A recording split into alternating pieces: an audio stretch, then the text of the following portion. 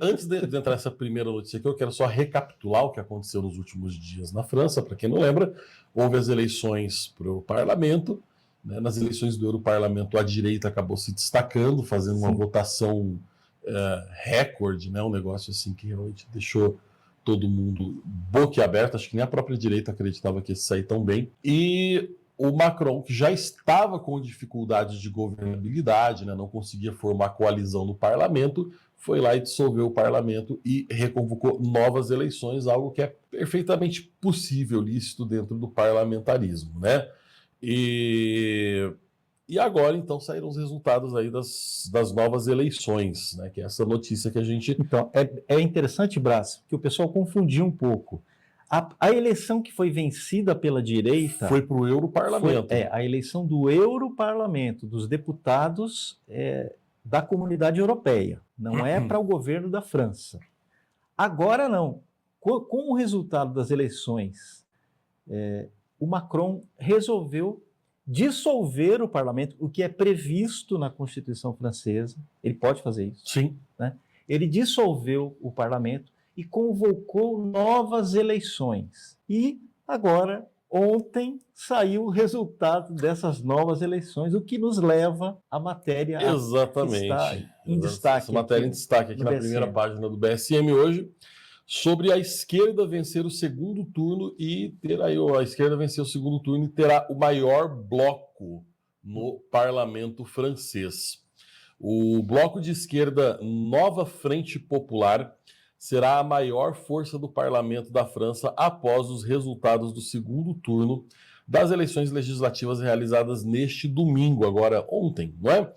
A extrema-direita, abre aspas, né? Extrema-direita liderada pelo Reagrupamento Nacional, o RN da Marine Le Pen, e o Jordan Bardella, ou Bardella, ficou em terceiro lugar, segundo as projeções de boca de urna, atrás do bloco do presidente Emmanuel Macron. Os franceses foram às urnas em peso. Então, vamos dar um respiro aqui na leitura aqui da matéria, para a gente entender. É muito confusa essa situação da França em relação à organização política, porque no parlamentarismo normal, o bloco que faz o maior número de cadeiras, né, que fez o maior número de cadeiras, é esse bloco, né, que obviamente vai indicar o primeiro-ministro, porque é o parlamento quem indica o primeiro-ministro. Funciona assim no Reino Unido, funciona assim na Espanha, em Portugal, não é? Da maior parte das repúblicas ou monarquias parlamentaristas. A França é uma zona, não é? Uma espécie de semipresidencialismo o regime francês. Então, assim, o Macron ele não é primeiro-ministro. O primeiro-ministro é o Gabriel Attal. Só que quem indica o primeiro-ministro é o presidente da República. Só que o presidente da República precisa do parlamento para poder governar. Então, o que acontece? O povo vota para presidente e o povo vota para o parlamento, mas não vota para primeiro-ministro. Só que esse parlamento não tem autonomia para eleger o próprio primeiro-ministro. O parlamento precisa fazer um acordo, formar uma coalizão com o presidente, para que o presidente, então, nomeie um primeiro-ministro. Tradicionalmente, o presidente costuma estar alinhado ao bloco que saiu com o maior número de vencedores no parlamento. As pessoas costumam, né, votar ali de maneira alinhada, pensando em formar um parlamento que consiga governar junto com o presidente, para ter a tal da governabilidade. O que aconteceu? Qual que é o balaio de gato dessas eleições francesas? Você tem o Macron, que é uma espécie de líder centrista da França, ele é uma espécie de PSDB francês, digamos assim, não é? Que não conseguia governar porque não existia ali nenhum tipo de coesão no antigo parlamento. Ele não tinha deputados do partido dele suficiente e a esquerda e a direita estavam rachadas também e ele não conseguia fechar também um acordo com a esquerda para governar e muito menos com a direita, porque ele não ia sentar com a direita para fazer um acordo, primeiro porque a direita não ia aceitar, segundo porque o Macron é muito limpinho para fazer esse tipo de aliança. O que aconteceu foi que o governo Macron ele realmente está um caos há muito tempo, ele não consegue, né, ele junto com o primeiro-ministro que foi indicado por ele, o Gabriel Attal, não conseguem passar nada no parlamento, porque o parlamento não elegeu o Gabriel Attal e o Gabriel Attal não tem maioria dentro do parlamento, logo o Macron é ignorado pelo parlamento.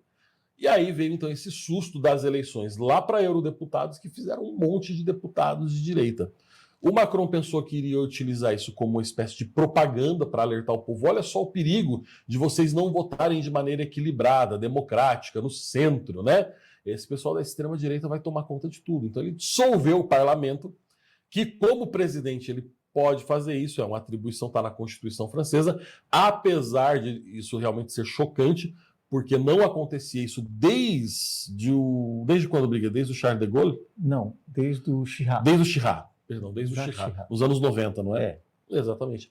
E aí o que aconteceu? Ele chamou então aí uma nova eleição. E essa nova eleição, o que aconteceu? O partido do Melecão, o Mélenchon, da extrema esquerda, enfim, os comunas, o PT, a petralha francesa, né, levou aí a maioria das cadeiras do parlamento, e agora o Macron, ou ele vai ter que tentar sentar com a direita da Marine Le Pen para formar uma coalizão contra a esquerda, somando o partido do Macron e a direita, eles teriam maioria.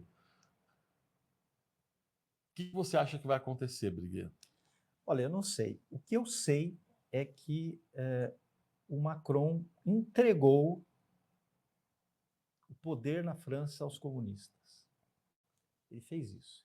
Ele entregou o poder aos comunistas. Você acha que isso foi carta marcada, foi proposital? Pode ter sido. O Macron tem um histórico de militância comunista, né, na primeira fase política dele. Ele foi comunista na juventude. O Macron, ele é o grande culpado por tudo isso que aconteceu. Então nós temos aí, e veja, o vencedor das eleições, o Mélenchon, ele não é um grande Mélenchon, né, a pronúncia? Mélenchon.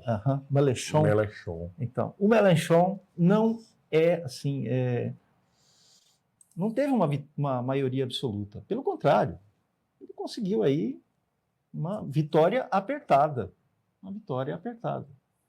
Só que o que causou essa vitória da extrema esquerda? Porque ele sim pode ser chamado de extrema esquerda. O termo extrema direita, que é usado, eu até corrigi aqui, porque tinha escapado isso, né? Vem esses materiais de agência, sim, né? E às vezes escapam o extrema direita. Eu sempre corto essa expressão que as agências usam, né? Extrema direita. Olha, até o nosso leitor está dando um puxado de orelha, e com razão, viu? Desculpe, falhou, eu assumo o erro, porque vem o material de agências, a gente, na pressa de publicar, às vezes acaba deixando passar. A direita, né? Mas o que eles usaram? A extrema-direita. Eles usaram esse pânico. Eles instauraram o pânico da extrema-direita, entendeu? Entre o povo francês. Não podemos eleger a extrema-direita de maneira alguma. E essa extrema-direita, gente, na verdade, é simplesmente a direita. É simplesmente as pessoas que não acreditam mais, né, em como a França vem sendo governada ao longo dos últimos anos. Eles conseguiram instaurar esse pânico e o resultado disso foi o seguinte: o Macron perdeu a eleição, porque o partido dele perdeu a eleição, e o vitorioso foi aquele que nós poderíamos chamar de Boulos da França. A comparação com o Lula é inapropriada. O Mélenchon é o Boulos da França. Ele sim é um extremista de esquerda. Mélenchon nasceu em Tanger, no Marrocos, em 1951. Teve uma formação, desde cedo, teve uma formação revolucionária dentro da sua casa. Seus pais eram militantes. Ele se tornou, na juventude, trotskista. Ele foi trotskista durante 20 anos. Militou. Depois ele se filiou ao Partido Socialista do Mitterrand e representava dentro do Partido Socialista a ala mais à esquerda, a ala revolucionária do Partido Socialista. Depois ele se transformou, ele foi vice-prefeito de uma pequena cidade, depois se elegeu deputado E olha, meus amigos, o que ele nos reserva, né? Qual é a visão de mundo que ele tem? Isso é uma coisa muito importante para a gente entender. Em 2012, ele foi candidato a presidente. Ele chegou a ter 22% dos votos. Chegou. Tá? Uhum. Na candidatura para presidente. E ele afirmou em um discurso, em 2012, o seguinte: ele esclareceu a sua estratégia de poder, que é inspirada na Revolução Bolivariana. Ele diz o seguinte: Meu Deus. a hegemonia política tem um pré-requisito. Tudo deve estar em conflito para transformar um povo rebelde em um povo revolucionário. É isso. Esse homem, ele está vinculado à tradição revolucionária francesa, meus amigos. Nós não podemos nunca esquecer que a França, o hino da França, que é a Marseillaise, é, na verdade, um cântico de guerra. Sim. Né? Uma marcha revolucionária. Um hino revolucionário, bem lembrado, Brigueiro. Se você apertar a Marseillaise, a letra da Marseillaise, sai sangue. É verdade, sai sangue. É um hino Cai em cabeças. É uma defesa do massacre. É a guilhotina em forma de música. Então eu vou ler aqui para vocês a tradução da Marseillaise. Todo mundo conhece, né? A música é bonita, aliás, é muito bonita, né? Allons enfants de la patrie, les jours de gloire est arrivé. Que significa? Avante, filhos da pátria, o dia da glória chegou. Contra nós, da tirania, o estandarte ensanguentado se ergueu. Ouvis nos campos rugirem esses ferozes soldados? Venha eles até os nossos braços, degolar nossos filhos, nossas mulheres. As armas, cidadãos. Formai vossos batalhões. Marchemos, marchemos, que um sangue impuro ague o nosso arado. Quer dizer, vamos regar os campos com o sangue da oposição. Você está entendendo? Isso é que diz o hino da França. Então nós vamos matar esse pessoal todo, tá? E aqui quem é o inimigo agora? Antigamente eram os monarquistas. Na época da Revolução Francesa eram os monarquistas, né? Aqueles que defendiam o rei, aqueles que eram contrários ao processo revolucionário, né? Os contra-revolucionários, os cristãos da Vendéia, que o primeiro massacre moderno... É o primeiro genocídio moderno. O primeiro genocídio moderno foi na Vendéia, tá? No oeste da França. 300 mil pessoas foram mortas pelo governo revolucionário francês em 1793. Meus amigos, esses eram os inimigos antes. Agora, quem são os inimigos? Quem é o grande inimigo do Mélenchon e desse povo todo? A extrema-direita. Entre muitas aspas. A extrema-direita. Todos aqueles que não concordam com o que está acontecendo agora. E, mais uma vez, se comprova a tese do nosso querido professor Olavo de Carvalho. Liberal é camisinha de comunista. Entende? O comunista usa o liberal como camisinha e depois ele joga fora. E é o que exatamente o Mélenchon está fazendo. Falou, Macron, você perdeu. Entende? Ele se aliou ao Macron para chegar ao poder. E agora, descartou. Descartou o Macron, entendeu? Eles estão... E qual é o programa? Braz, eu tive a curiosidade de ver qual é o programa do Mélenchon.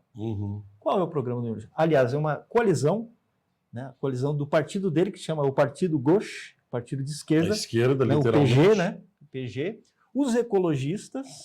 Que é o Partido Verde da França. Partido Verde. E uma espécie de PSB francês lá. Sociais. Um restolho do socialismo francês, né? O socialismo francês, o Partido Socialista francês está em frangalhos, né? Não tem expressividade nenhuma. Expressividade nenhuma. Mas está sempre ali, né? Está sempre ali. Né? Aí tem um terceiro partido que está aliado a ele. Essa é a Frente Popular, né? Que eles formaram agora. Ou seja, toda a extrema esquerda francesa. Toda a extrema esquerda francesa. São comunistas, ecologistas e socialistas. Eles querem fazer unidos. O quê, meus amigos? O que eles querem fazer? Colocar este livrinho aqui, o programa deste livrinho aqui, em ação. Eles querem implantar o programa que está nesse livrinho aqui, publicado em 1848. É exatamente isso que eles querem fazer com a França. Tá? Por culpa do seu Macron, por causa dessa paranoia ridícula, tá? Criada em torno da extrema-direita, entre muitas aspas, extrema-direita francesa. Entendeu?